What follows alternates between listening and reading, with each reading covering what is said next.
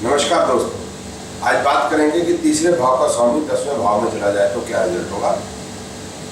इधर दो उदाहरण की चर्चा करेंगे जिसमें हम तीसरे भाव के स्वामी को 10वें भाव में देखेंगे। दो विभिन्न वर्षों में देखेंगे। लगन हम मेष लेंगे, लगन की डिग्री भी वही रहेगी और तीसरे भाव के स्वामी की डिग्री भी एक रहेगी। तीसरे भाव का स्वामी क्योंकि मेष लगा है तो वह बुध हुआ और उसकी डिग्री भी एक रहेगी, ताकि हम एग्जैक्टली जांच सकें कि दोनों के रिजल्ट्स में विभिन्न वर्षों में फर्क आया तो क्यों आया। तो ये आपके सामने दो उदाहरण है। पहला उदाहरण है 22 जनवरी 1975 12:21 दिल्ली, प्लेस ऑफ बर्थ की सेवा। और दूसरे उदाहरण देखते हैं, वो है 26 जनवरी 1961 12:04 दोपहर के। अब दोनों में देखिए कि उदाहरणों में लगन की डिग्री एक ही 1857 दूसरे उदाहरण में और 1857 तकरीबन पहले उदाहरण में। अब जैसा आप जानते हैं कि तीसरे भाव का स्वामी 10वें भाव में चला जाए तो ट्रेडिशनल एस्ट्रोलॉजी में बात होगी कि पश्चिम स्थान का स्वामी पश्चिम भाव में चला जाएगा, बढ़िया रिजल्ट देगा, अच्छा फल देगा, ताकतवर होगा, मजबूत रिजल्ट आएंगे, ऐसी बात है। लेकिन अच्छा फल देगा तो किस दृष्टिकोण से अच्छा फल देगा, किस लाइफ के इवेंट में, किस घटनाओं में अच्छा फल देगा।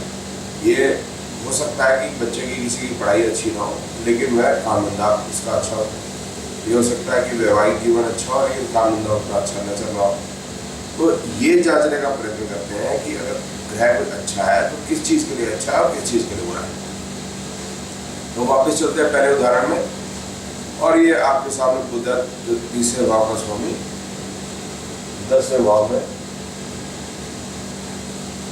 बुध यहाँ पर तीसरे और छठे भाव का मालिक है और 10वें भाव में बैठा है। तो ये नीचे आप देखिए 3, 6, 10 भाव में है। बुध मंगल के नक्षत्र में, मंगल 8वें भाव में बैठा और पहले और 8वें भाव का स्वामी है, 1-8 हो जाएगा। और गुरु जो है वह 9वें और 12वें भाव का स्वामी है, 11वें भाव में बैठा है, तो 9, 11, 12 भाव होता है। अब नाड़ी ज्योतिष के अनुसार ग्रह उप नक्षत्र और नक्षत्र के फल अधिक ताकत से देते हैं।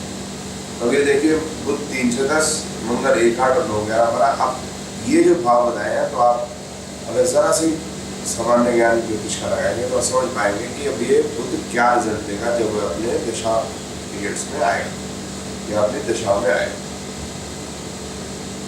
तो अगर हम स्वास्थ्य की बात करते हैं तो ये देखिए 1, 6, 8, 12 भाव है, तो इसका मतलब स्वास्थ्य खराब रहेगा और सर्जरी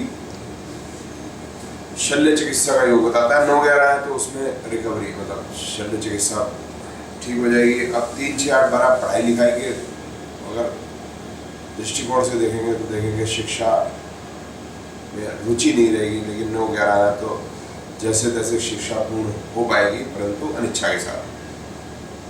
काम धंधे की तरफ से देखते हैं तो 6, 8, 12 है तो काम धंधे के हिसाब से पूरा 10 और 11 जो है 6, 8, 12 के बीच से सेपरेट हो गए। और अगर हम बात करें यात्रा की तो 9, 12 भाव बता रहे हैं, लंबी दूरी की यात्रा बताते हैं, लेकिन 6, 8, 12 तो उस लंबी दूरी की यात्रा में समस्या आएगी। अब दूसरे वाले उदाहरण में चलते हैं तो देखते हैं कि यहाँ पर जो बुध है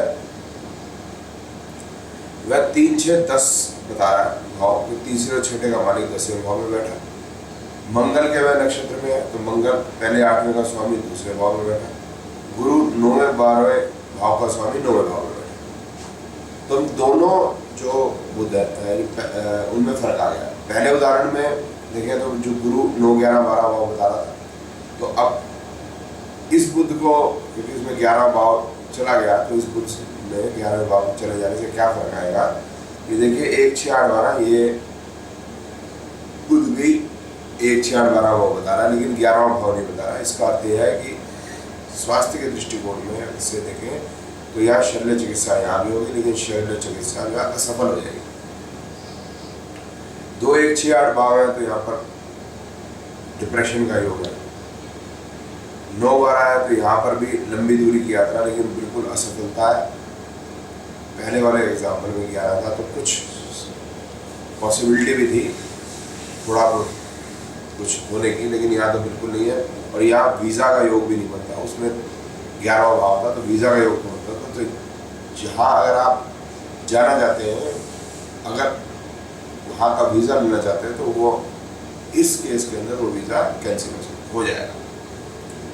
अब इस बुध में और उस बुध में बहुत फर्क हो गया। अब 1-6-10 है, विवाह के पॉइंट ऑफ व्यू से देखें तो वो मना कर रहा है। अब पहले वाले उदाहरण में चलते हैं तो इसके अंदर भी विवाह होना असंभव है, क्योंकि 1-6-10 भाव है, और इसमें भी 1-6-10 भाव है, तो विवाह होना दोनों में संभव नहीं। लेकिन दोनों के अगर हेल्थ को देखते हैं तो उसमें फ़र्क है, यात्रा को देखते हैं उसमें फ़र्क है, पढ़ाई लिखाई को देखते हैं उसमें फ़र्क है। इसमें पढ़ाई लिखाई, दूसरे उदाहरण की बात करें, पढ़ाई लिखाई में अरुचि भी है और सफलता कभी प्राप्त नहीं होगी। पहले वाले उदाहरण में सफलता थी लेकिन समस्या के साथ।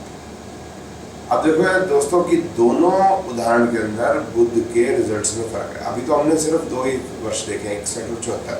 अगर हम और अलग अलग वर्ष देखेंगे तो आप करके देखिएगा तो उसमें भी जो बुध के रिजल्ट है उसमें फ़र्क आएगा। और ये बताना बहुत आसान है कि बुध के रिजल्ट क्या होंगे, क्योंकि आपने नाड़ी ज्योतिष के नियम को देखें तो सिर्फ ये जो भाव है इनके ऊपर ही कंसंट्रेट करना है। आपने देखना कि भाव क्या बताते हैं, वही भाव बता देंगे। और जैसे मैंने बताया 2-1-6-8 जैसे डिप्रेशन का है इत्यादि, तो ये कॉम्बिनेशन है कुछ नाड़ी ज्योतिष के, वो भी अगर आप सीख लेंगे और सटीकता से प्रेडिक्शन कर पाएंगे। तो कोई पुस्तकें हैं या कोई आपको बताता है कि 30वें भाव का स्वामी 10वें भाव में चला जाए तो फलाफला रिजल्ट हो गया, तो उसका कोई अर्थ यहाँ पर रहा नहीं। सिर्फ आपको नक्षत्र और उनके भावों को, नक्षत्र ग्रह के को देखना है, उनके भावों को देखना है और भावों के रिजल्ट बताना है। इसी से सारी जो भविष्यवाणी कर पाएंगे और आप सटीकता से कर पाएंगे, ये मेरा वादा है।